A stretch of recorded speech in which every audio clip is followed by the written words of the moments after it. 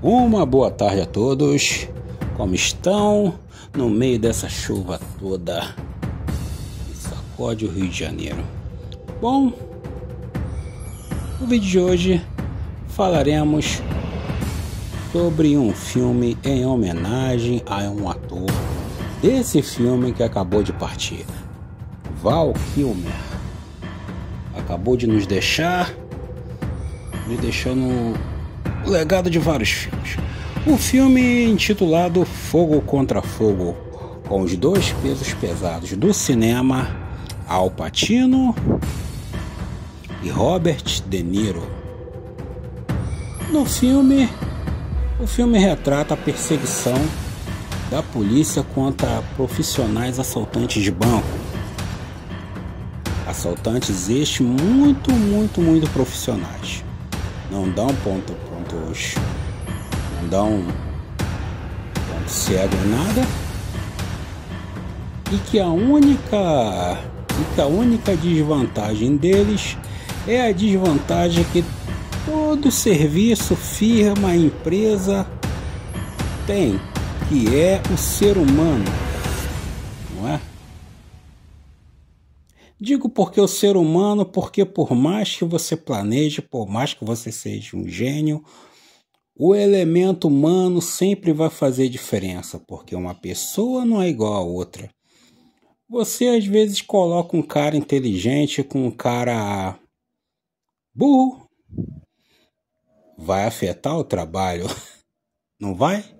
Quem aqui nunca esteve num emprego, função, ou até algum lugar, alguma coisa que o serviço era fácil, bem planejado, tinha tudo para dar certo, mas o elemento humano ferrou com tudo. Não estou dizendo aqui que sou contra o ser humano, porque eu também sou um, né? Mas o ser humano sempre ferra tudo, cara. E isso eu falo porque os caras são profissionais, são altamente qualificados como bandido, por mais que sejam bandidos os vilões do filme, mas é o traidor deles que ferra com tudo.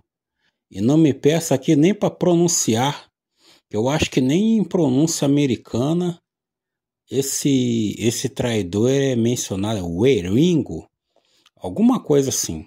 Ele é o X9, idiota do grupo que ferra com a coisa toda. Ele é o X9 da polícia. Mas no filme aqui intitulado Fogo contra Fogo, como eu já disse no início, é o famoso filme Bang Bang Polícia contra Bandido, que tem aqui os dois pesos pesados nos lados opostos. Al Pacino aqui faz um policial casca grossa, um cara que não tem medo de matar bandido, e o Robert De Niro faz o bandido, que também não tem medo de quem atravessa o seu caminho. O interessante é que anos mais tarde, parece até que foi um acordo. Não, aqui eu fiz o papel de bandido, na próxima eu vou fazer o papel de mocinho, tá bom? Os papéis se inverteram quando eles trabalharam de novo, não é? Um filme que eu não me lembro o nome, só sei que é com 50 Cent e tem uma cena muito mal feita de boneco. Parece que o 50 Cent é arremessado, aí joga um boneco e dá pra ver claramente que é um boneco. Eu vou ficar devendo o nome do filme no canal e vou fazer até um vídeo. Mas nesse filme tem a clássica cena de Bang Bang, polícia contra bandido, aquela perseguição, muita intriga, não é? Dá a impressão que eu tô fazendo um serviço preguiçoso, mas é porque eu tô querendo falar mesmo da cena de ação que tem uma curiosidade, né? Pelo menos nas pesquisas que eu fiz, essa curiosidade se tornou bem real E o Val Kilmer, antes da sua partida, ficou lisonjeado com isso. Tem uma cena de tiroteio no meio da rua, e essa cena é usada como referência até hoje para táticas da Marinha, dos fuzileiros, de tiroteio urbano. Inclusive é bastante elogiada a cena que o Val Kilmer troca o pente da metralhadora. Uma maestria bastante elogiada pelos militares. E numa entrevista que eu vi com ele, ele se mostrou muito sem jeito, porque ele não é nem da área, não é nem da área nem da área militar, né, nem da área policial, mas ele é uma referência em troca de tiro. Vai ver que é porque ele ensaiou tanto essa sequência que ele ficou bom nisso. Acontece. Mesmo ele não sendo da área. O que pareceu ser até lisonjeiro para ele, já que militares altamente treinados que vivem daquilo, né, o elogiaram por essa técnica. Eu acredito que o diretor Michael Mann seja muito, como todo diretor que é bom, Sérgio Leone e esses caras assim, um diretor que tem os seus resultados, tem os seus elogios, também ele cobra muito a equipe. E de repente, ele cobrou muito ao Val Kilmer o desempenho dele nessa cena de tiroteio, não é? O que eu falo de cobrança é repetir até ficar bom. E ele acabou ficando bom na troca de pente. Mas é uma cena que realmente eu lembro que é muito boa. É uma cena muito boa.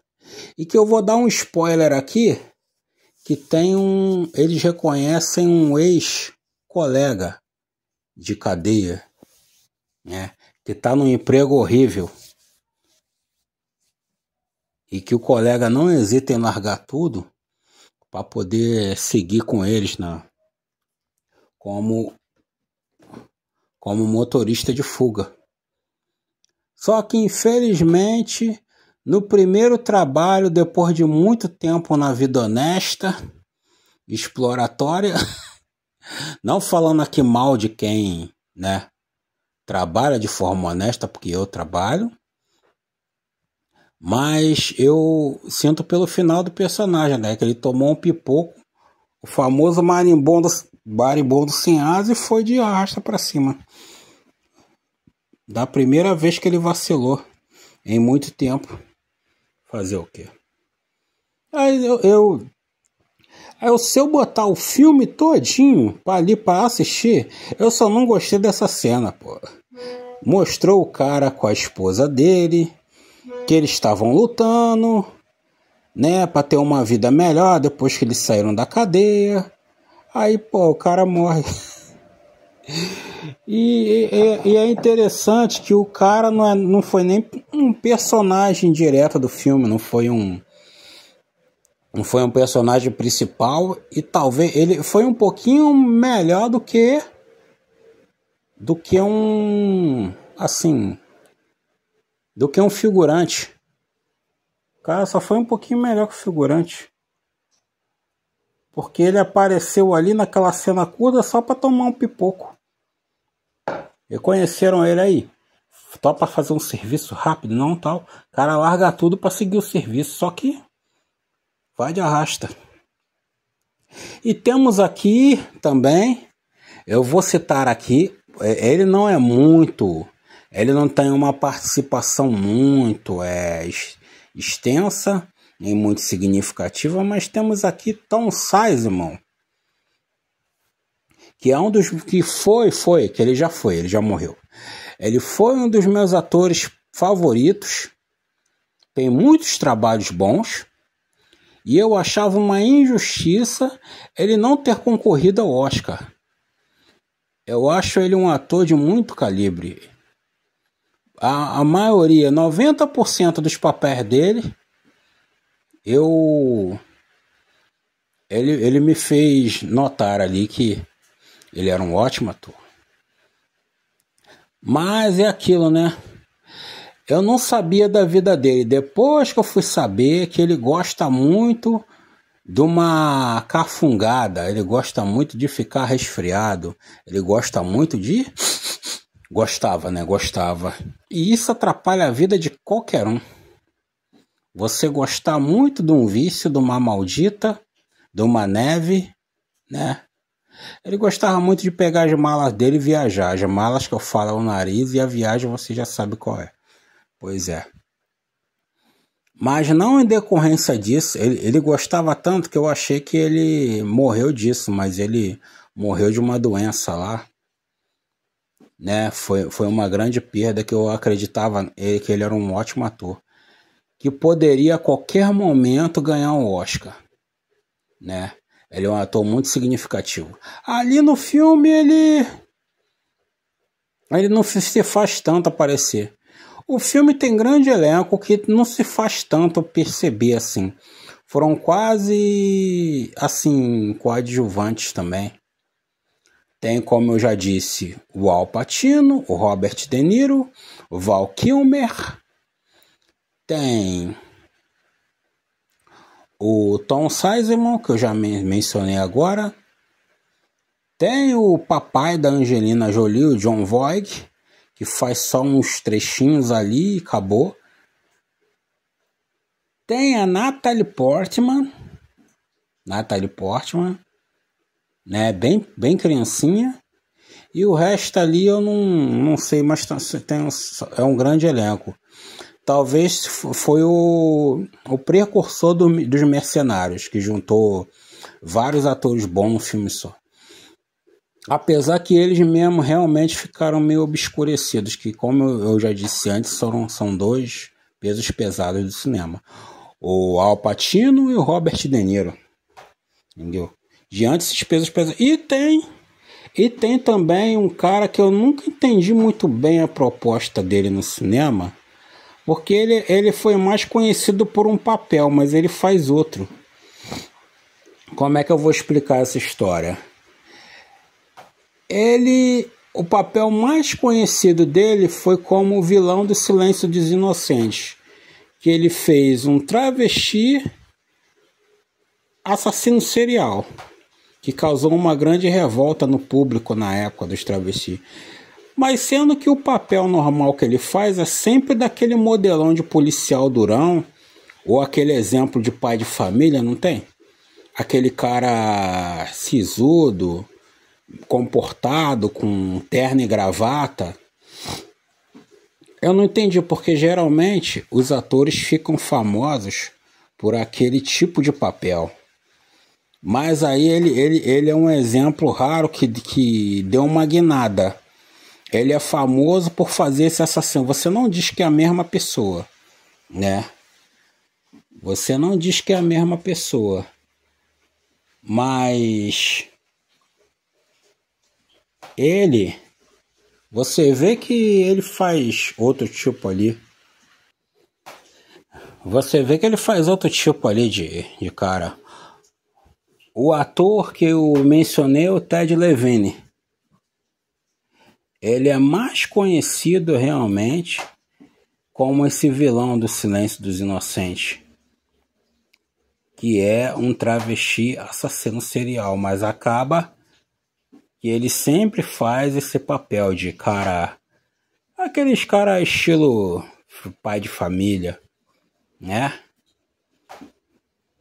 E o já mencionado cara que morreu com um pipoco é o Dennis Haysbert, faz o Donald Brennan, que toma o pipoco lá. Não sei porquê, eu acho que eu me apaguei ao personagem, eu achei ele simpático, né? Temos um grande elenco aqui, o índio malvado do Último dos Moicanos, que é também do Michael Mann, está no filme, que é o Wes Studi, que faz o detetive Casas, né? Como eu já disse, Tem a Ashley Judd, Diane Venora, Armie Brennan.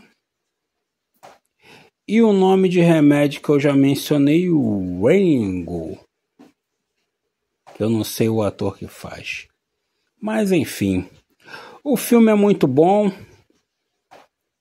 Me surpreendeu esse lance da Marinha, mas esse lance que a Marinha usou a cena de tiroteio.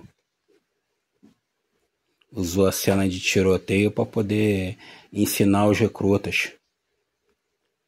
Mas não é a primeira vez. Não é a primeira vez que o cinema ele inspira a vida, né? Várias vezes o cinema inspira, como eu falo assim,